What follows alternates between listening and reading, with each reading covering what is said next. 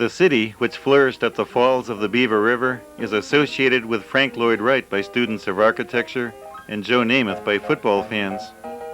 This graceful covered bridge spanned the Beaver River between 1810 and 1900. To the left is the Pittsburgh and Fort Wayne, later Pennsylvania Railroad Bridge. A parallel highway structure, replaced in the late 1980s, did not exhibit a spelling error. In 1910, Pennsylvania lawmakers knocked the H out of Pittsburgh, along with all the other burgs in the Commonwealth, but proud city fathers fought to have the letter restored in 1920. Stations are supposed to remain where they were constructed and certainly not to go wandering down the right-of-way, but in 1925, the Pianelli station was moved eastward beneath the Pennsy Bridge so as to better also serve New Brighton. This is the original location on the two-track segment closer to downtown Beaver Falls. And now these scenes from 1946 at Homewood Junction, which is passed by trains working west out of the Beaver Valley towards Summit Cut. This segment ran on the winter 1996 issue of Railroad Video Quarterly.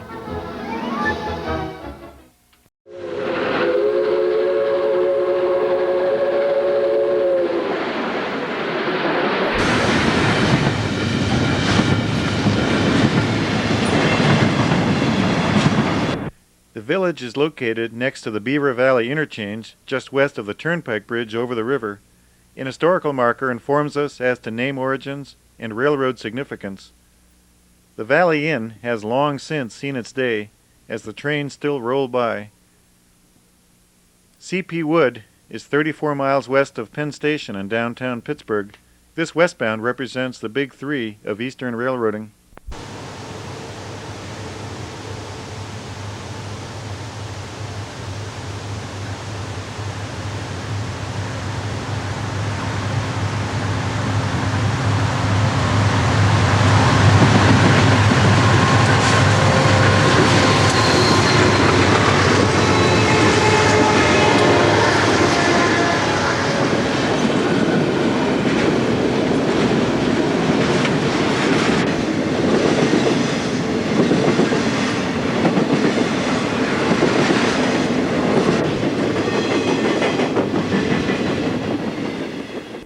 Cab signals had recently been activated on this Pittsburgh to Cleveland line, used by 40 to 50 freights a day, plus the Capital Limited.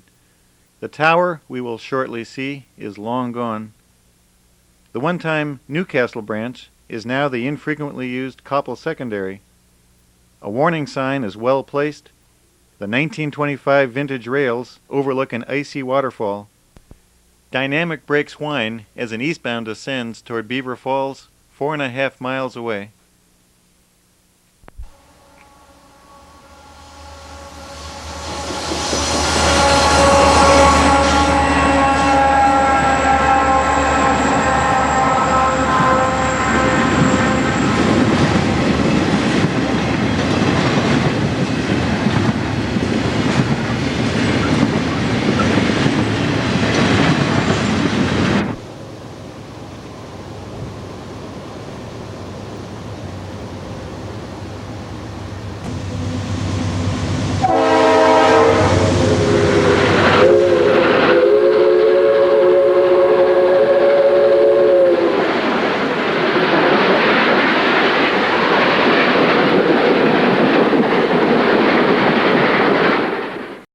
"50 years ago was the Centennial of the Pennsylvania Railroad, when towermen kept vigil over a 4-track main line polished by 115 passenger trains daily.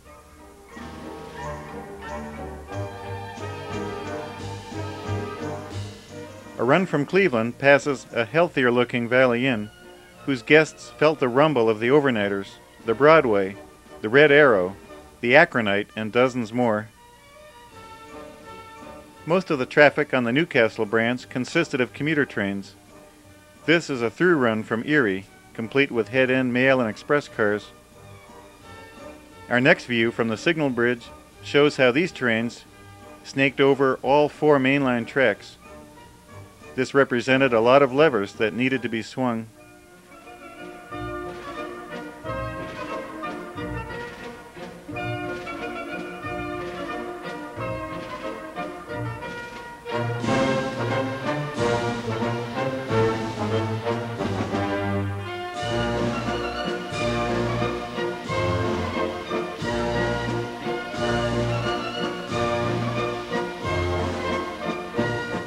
Operator Hunter certainly wasn't lens shy. A self-portrait, perhaps? Orders at this location were handed up manually, requiring precision timing.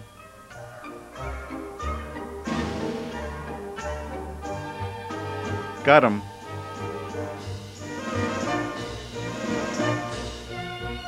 The next ones slip out on a train headed for Erie. A morning local from Sharon to Pittsburgh and the evening return were the only trains to stop at Little Homewood Junction.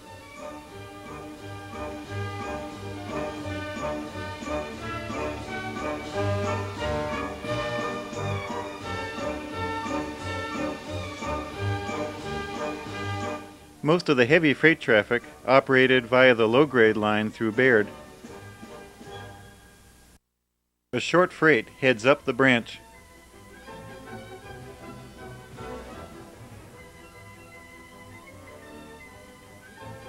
A small flying field was located near the tower, but there were no planes this day.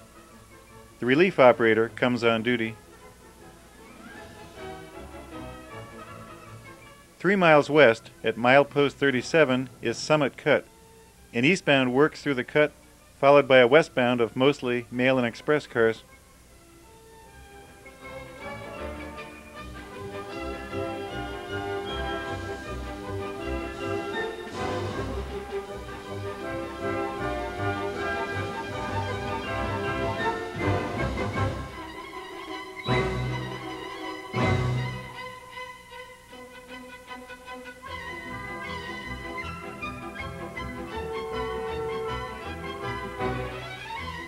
From the highway bridge, the trains look like models.